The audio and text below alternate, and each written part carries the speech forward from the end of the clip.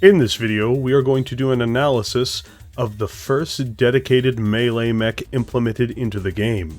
Originally introduced in TRO 3025, it is arguably the most unique design in the entirety of the setting up until that moment. Without further delay, let us begin talking about Defiance Industries' uncreatively named Hatchet Man. A medium mech weighing in at 45 tons, the Hatchet Man represents a resurgence in military and industrial capability in the Inner Sphere. Built by the Lyran Commonwealth but relying on assistance for the design and technologies from the Federated Suns, the Hatchet Man also represented cooperation between the two states, prior to their merging into the Federated Commonwealth. Built in 3023 during the dying days of the Third Succession War, this mech embodies a leap forward in many ways for technology, or, at the very least, a rediscovery of how to build and assemble brand new mech designs, while implementing a weapon system, the Hatchet, into the end product. Designed for close quarters fighting as well as urban fighting, the HCT series would fight under the banner first of the LCAF, before being seen increasingly in the AFFS. This machine would also pave the way forward for other designs, like its cousins the Axeman and Berserker. Largely untested until the Fourth Succession War, the Hatchet Man would become a cornerstone of close-range fighting among the soon-to-be Federated Commonwealth forces during its debut and following conflicts.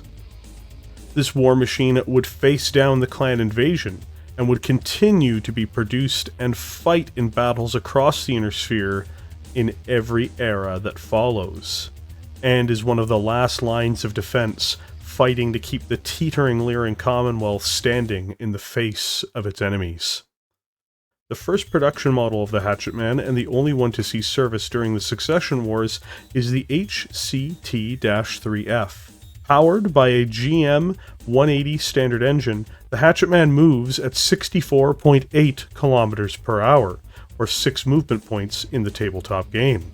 To help with mobility and to help it cling to its victims in melee range, the Hatchet Man has a full array of jump jets installed, allowing the machine to leap up to 120 meters.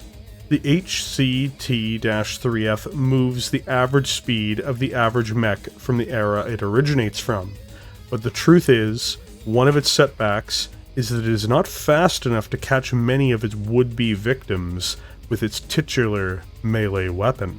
All the same, it isn't slow, it's just not fast.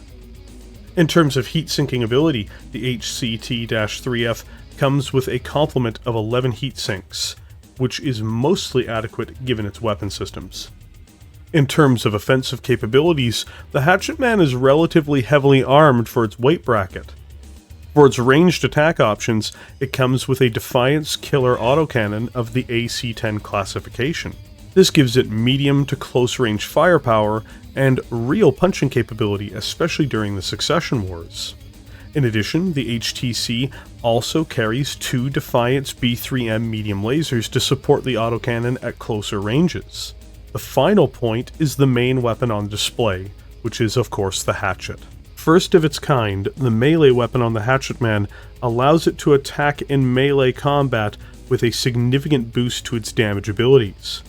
In game terms, the Hatchet on the HCT series does 9 points of damage, almost as much as its AC-10 autocannon, and each strike can deliver potentially lethal or crippling blows to the enemy's head, also utilizing the punch table for damage where the blows land, and increasing its odds of a head strike to 1 out of 6. Finally, for armor, the Hatchet Man finds itself in a place where it simply has adequate armor.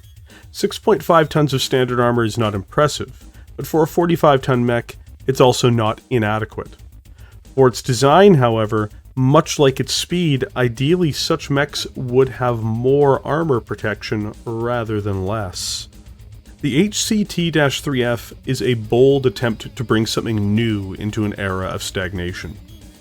While this is admirable, the design has a series of flaws and limitations that prevent the mech from being truly great. Its hatchet is a vicious weapon. but not one that can knock out an enemy mech in one blow to the head. Its speed is average, but not so fast that it can chase down its prey and use its hatchet to deliver devastating blows on fleeing opponents. Its armor is acceptable, but really not hardened enough for a machine which is going to be in desperate up-close engagements against peers such as the Hunchback or Centurion, for instance. This leaves the HTC-3F in an awkward position where it can act as a bodyguard for heavier mechs, or it can act as an ambush mech in built-up areas or dense terrain. Certainly these are admirable roles, but even then, there are just enemy mechs, even in its weight class, that can very much overwhelm it in its realm of specialization due to its lack of durability or speed. The HTC series, though, would receive retrofits and new production models as years passed. The chassis would be very adaptable to a large number of changes, and would ensure the design would continue to see production and use over a century. The HCT-5S would be the first major refit of the HCT series, and would introduce Lost Tech in an attempt to improve the Hatchetman. This would largely be successful, with the HCT-5S improving in several ways. Firstly, it would replace the traditional autocannon with an LBX-10. Next, it would replace the twin medium lasers for 3 medium pulse lasers and increase its armor to 8.5 tons of standard. The Achilles heel of this, however, is that its heat sinks aren't up to task to managing all of the new heat it's generating. An additional problem also comes in the form of its new XL engine, which ensures the unit will be made inoperable should it lose one of its torsos. Overall, this is considered an improvement by pilots, but a flawed one at the same time.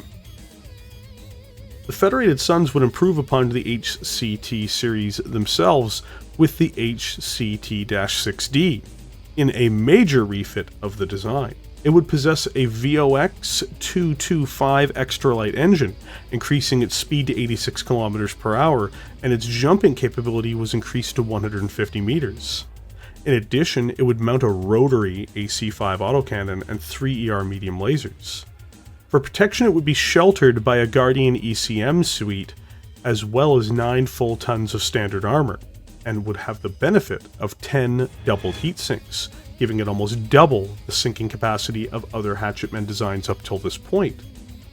Overall, the HTC-6D is one of the better improvements to appear in its era, and breathe new life into the Hatchetman, at least for those units within the AFFS. The final model we'll be covering is one from a faction we've not discussed much on this channel, either in lore videos or in mech videos, at least so far. A temporary state which has since vanished as of the beginning of the Ilclan era. The Republic of the Sphere would design and develop the HCT-7R. It uses a light engine, allowing it to keep some durability while reducing its weight, and gives it a maximum speed of 86 km per hour. It again increases the jump distance to 150 meters, and increases its armor to 8.5 tons of ferrofibrous armor. In total, it has a heat-sinking ability of 24, thanks to, again, double heat sinks. For weapons, it of course possesses the hatchet, with an actuator enhancement system for better targeting. Though for weapons beyond this, it has 6 medium lasers and a medium X-pulse laser. This design is one of the latest generations of Hatchetman mechs that have been designed, and uses the fullest array of technologies that were available to it at that time. The Hatchetman is a mech with some clear, consistent strengths over its lifetime. It has decent melee ability, and surprisingly, often decent shooting ability for the eras it is in. It also consistently had jump jets. Though the initial model from the Succession Wars has more weaknesses than one would hope for, its successor models are broad improvements over the original design, offering it ever greater opportunities to prove its worth. For weaknesses, the most obvious one is the mech's short range. Certain variants also, though they aren't slow, aren't fast enough to catch and destroy their opponents with their trademark hatchet. The hatchet itself, though very deadly, often is just shy of what's needed to be truly lethal. Heat management is also an issue for several models, but by the end of the clan invasion, this had largely been solved by new technology. Loved by many, ironically mocked by a few as well, the Hatchetman does the job it was mostly designed to do, as of most mechs of its designed era. Regardless of one's thoughts on it, few people want to be in its way when it comes to cut down their mech like a woodsman felling a tree. Thank you for joining me here today. If you enjoyed this content, please consider liking it and subscribing to the channel. There's also a YouTube member program to support this channel as well, and I appreciate the support from members immensely. With that, I will catch all of you in the comment section below.